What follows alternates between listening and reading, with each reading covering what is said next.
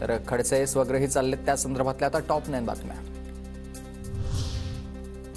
भाजपमध्ये अर्थात स्वगृही जाण्याचा निर्णय घेतलाय। दिल्लीत केंद्रीय नेतृत्वाच्या उपस्थितीत पक्षप्रवेश होणार। काही कारणांसाठी नाराज होतो, आता नाराजी कमी झाल्या, त्यामुळे मी माझ्या पक्षात जातोय। भाजप प्रवेशाबाबत एकनाथ खडसेंकडून स्पष्ट।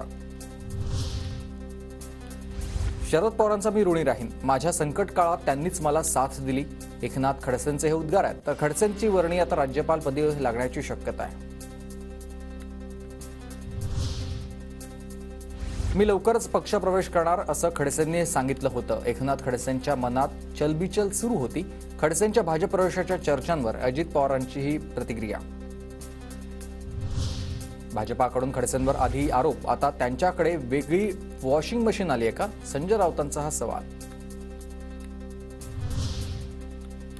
भाजपमध्ये पुन्हा येणं खडसेंसाठी मोठं बक्षीस। फडणवीस लीलया वाद सोडवतात। चंद्रकांत पाटलांकडून फडणवीसांचं कौतुक।